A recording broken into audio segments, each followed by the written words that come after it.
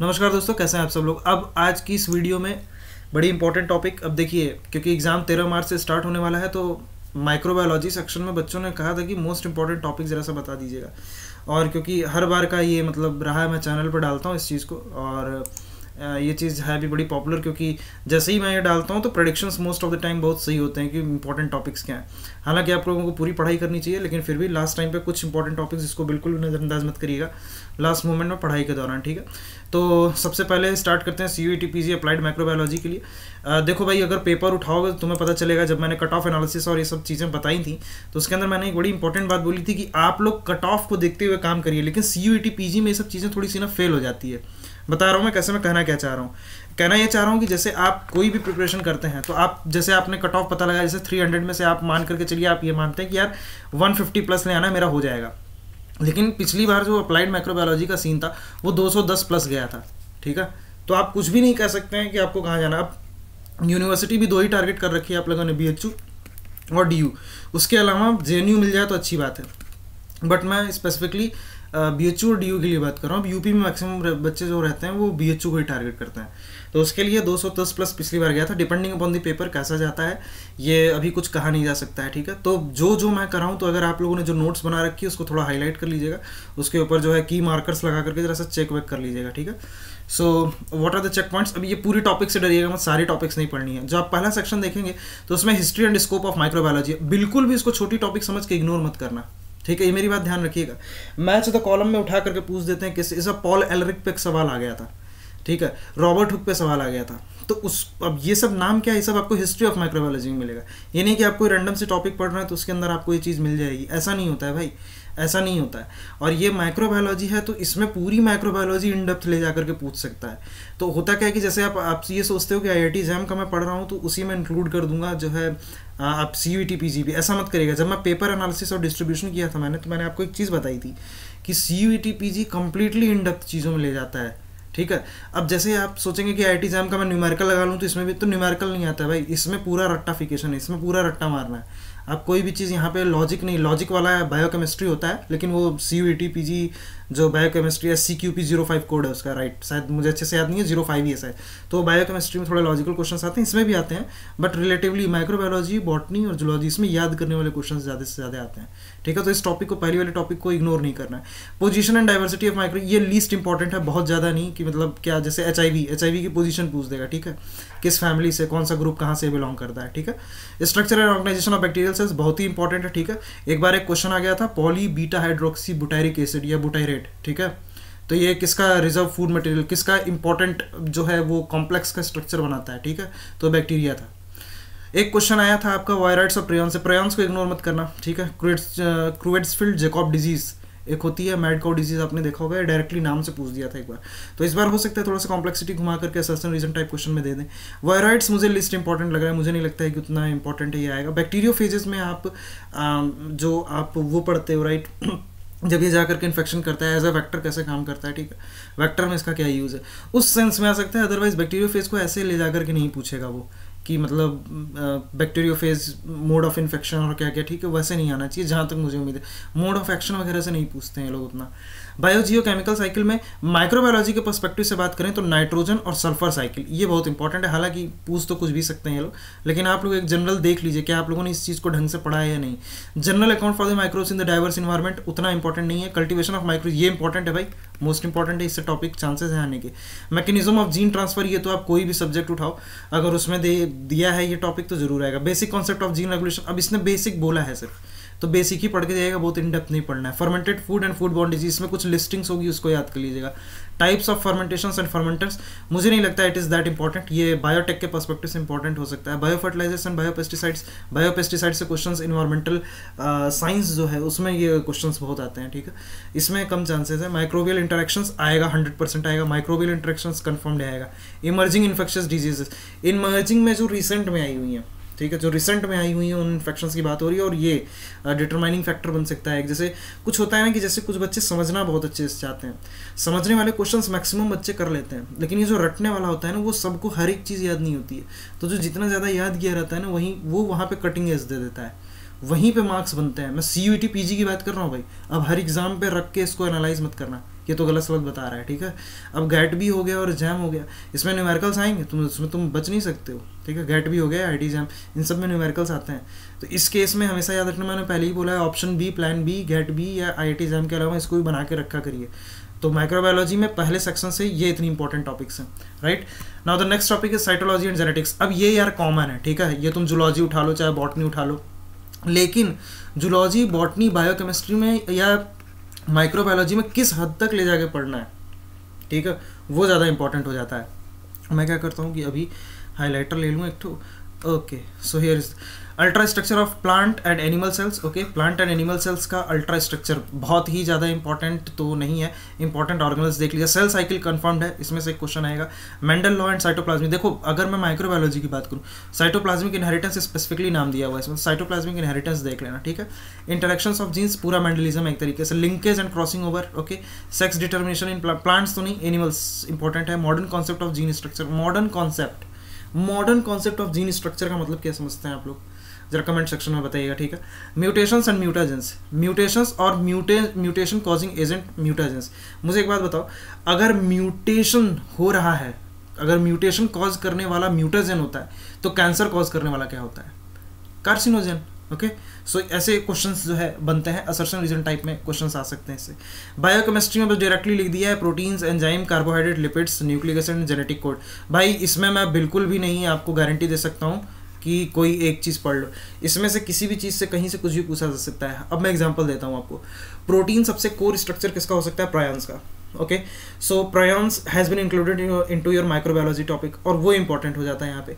कुछ एंजाइम्स भी रिलीज होते हैं कुछ इंपॉर्टेंट ऑर्गेनिज्म से, उसको एक्सट्रैक्ट किया जाता है, और बायोटेक्नोलॉजी में आप लोगों ने पढ़ रखा है, फर्मेंटर्स और फर्मेंटेशन प्रोसेस में, राइट।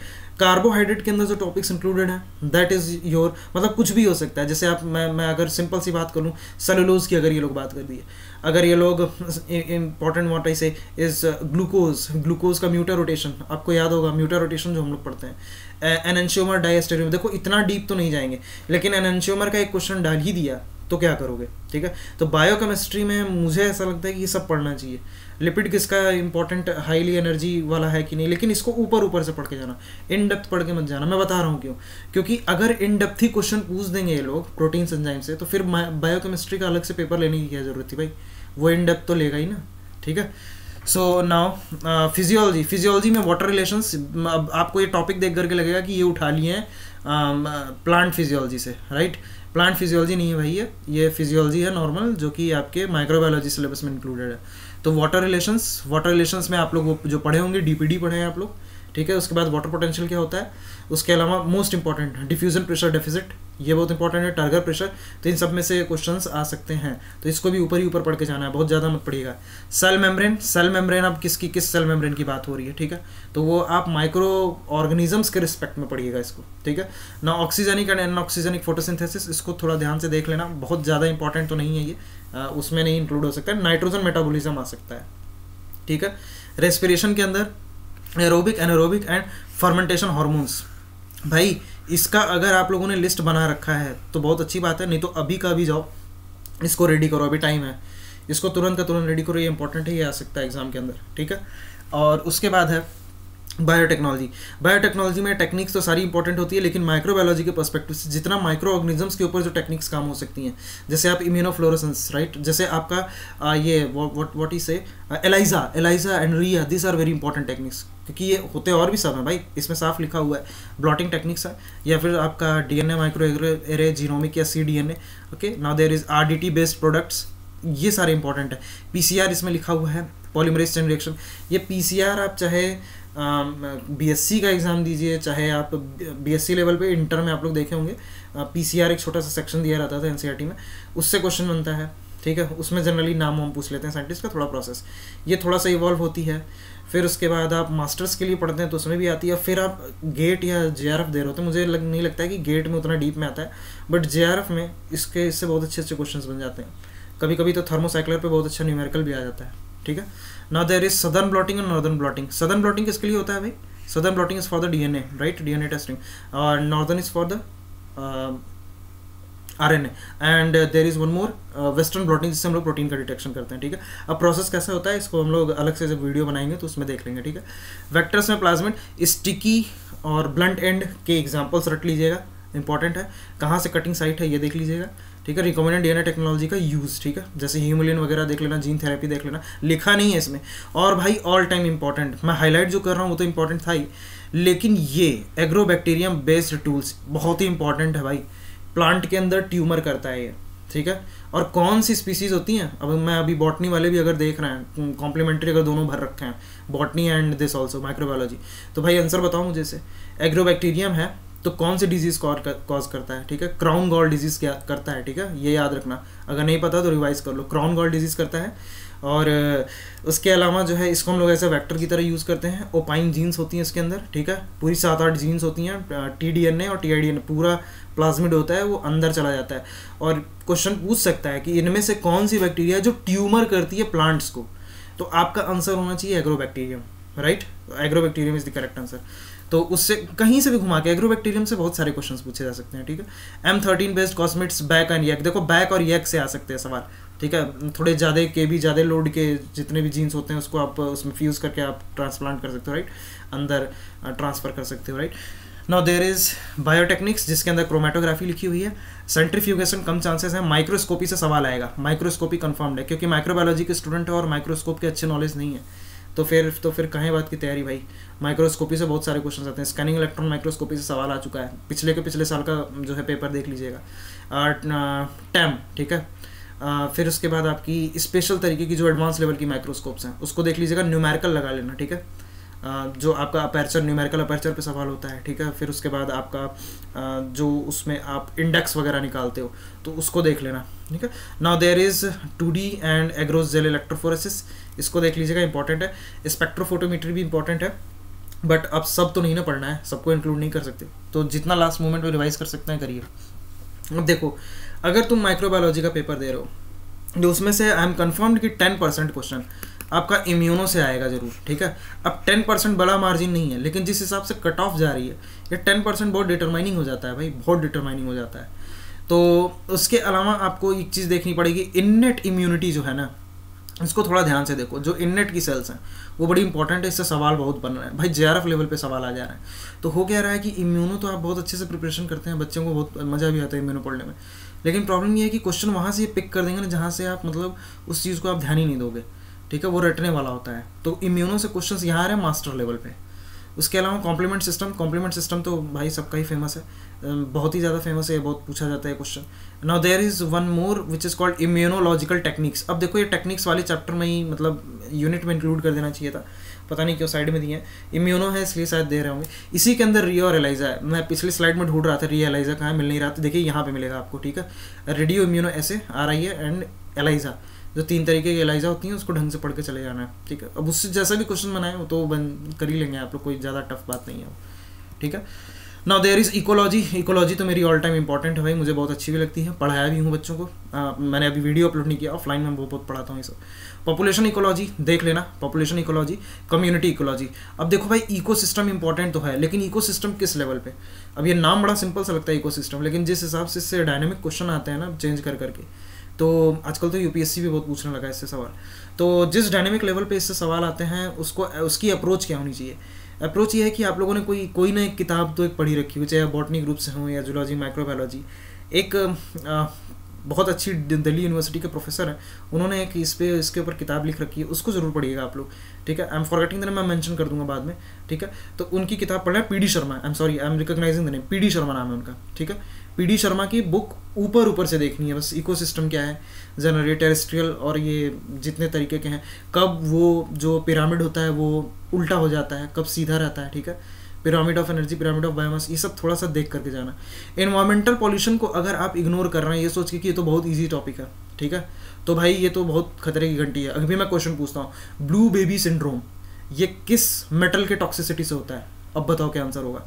तुम लोग बिलीव नहीं करोगे, ये टॉपिक इन्वायरमेंटल पॉल्यूशन में इंक्लूडेड था, it was not included in very special type of. ऐसा नहीं है कि कोई बड़ी सी ब्लंडर एकदम नाम बनाने वाली हैवी सी टॉपिक उसी के अंदर मिलेगा। ये टॉपिक इन्वायरमेंटल पॉल्यूशन के अंदर था और बहुत इंपॉर्टेंट है भाई ये, ठीक है। अब हिंट दे देता हूँ, नाइट्राइट से रिलेशन है कुछ उसका, तो ब्लू बेबी सिंड्रोम कॉज करता है वो, ठीक है। एक क्राइडू चैट सिंड्रोम से भी आया था सवाल, लेकिन वो पॉल्यूशन में नहीं था, that was included in genetics, right. अब आगे बढ़ते हैं, आगे बढ़ने की जरूरत नहीं है, अगला स्लाइड खत्म हो गया है। यही इतनी इंपॉर्टेंट टॉपिक्स थी। अगेन कंपटीशन वो कभी नहीं निकालेगा जो सब कुछ पढ़ेगा, ठीक है। जिंदगी से एक्सपीरियंस ले लो भाई मेरे एकदम, जो सब कुछ पढ़ता है उसका कभी नहीं कंपटीशन निकलेगा, ये बात तो क्लियर हो गई है। लिमिटेड पढ़ो, बार बार रिवाइज करो। लैक ऑफ रिवीजन हुआ तो टाइम खत्म। मोस्ट ऑफ द टाइम देखा हो कि जब रिवीजन की कमी रहती है तो वो बच्चा एग्जाम हॉल में जाके सोचता है यार हम तो पहुंच रहे थे यहाँ तक, फिर क्यों नहीं आ रहा है याद हमें, तो याद इसीलिए नहीं आ रहा है क्योंकि रिवीजन नहीं किए हो, ठीक है। तो अगर भी ये सोच रखा है तुम लोगों ने कि यार थोड़ा बहुत भी बचा है, तो जो मैं बनाया हूँ उसको पूरा चेकलिस्ट बना लो, ठीक है, और उसको चेक करो, या फिर तुम्हारे हिसाब से कुछ लगता है कि छूट गया तो उसको रिवाइज कर लो। याद रखना ये माइक्रोबायोलॉजी है, इसमें कंपटीशन बहुत होता है भाई। अगर मैं कंपटीशन की बात करूँ ना तो पहले नंबर पे माइक्रोबायोलॉजी और उसी के बगल में बॉटनी, ये दोनों में बच्चे एडमिशन बहुत लेना चाह रहे हैं। चाहे वो हमसे बुक्स के पीडीएफ मांगने हों, चाहे वो आपका टेस्ट सीरीज़ ऑन कराना हो, चाहे वो बॉटनी के स्पेशल लेक्चर लेने हों। फिर केरला से और कश्मीर से कुछ बच्चों ने रिक्वेस्ट करा था कि सर प्लीज़ इंग्लिश में वीडियो बनाइए, तो वो ऐप में हम लोग बना करके अभी डालेंगे CVT PG के लिए। अभी इस साल नहीं हो पाएगा क्योंकि बहुत सारा वर्कलोड है, आप लोग देख रहे हैं बहुत सारी वीडियोज़ नहीं आ रहे हैं, ठीक है। तो अभी जिस दिन वीडियो आना स्टार्ट हो जाएगा और हम लोग ऐप में भी डालेंगे, तो मैं बॉटनी में बहुत अच्छे से काम करूँगा, परेशान मत होइए। बॉटनी के रिगार्डिंग बहुत वीडियोज़ आते हैं, तो इन दोनों में बच्चे बहुत एडमिशन लेना चाह रहे हैं। दूसरे नंबर पे जूलॉजी आता है, सबसे लास्ट में कहीं आप दो को रख लो, एक तो आपका बायोकेमिस्ट्री और उसके नीचे आता है आपका ये environmental science. So make sure कि आप जिस सब्जेक्ट में माहिर हो उसकी तैयारी ढंग से करो, ठीक है। 7-8 जगह फॉर्म भरने से नहीं होगा कुछ, हम भर के देख चुके हैं भाई मास्टर्स में, कोई फ़ायदा नहीं हुआ था, ठीक है। तो एक टारगेट करोगे एक मिलेगा, ठीक। तो अगर वीडियो अच्छी लगी हो तो वीडियो को लाइक कर दीजिए, चैनल को सब्सक्राइब कर दीजिए। और दोस्तों इतना लेट हुआ है, मैं इस चीज़ के लिए आपसे माफ़ी मांगता हूँ, ठीक है। अब कोशिश करूँगा रेगुलर रहने की, ठीक है, क्योंकि कुछ काम चल रहा था ऐप में। तो अगर वीडियो अच्छी लगी तो वीडियो को लाइक कर दीजिए, चैनल को सब्सक्राइब कर दीजिए, और वीडियो के एंड तक बने रहने के लिए आप सभी लोगों का बहुत बहुत धन्यवाद।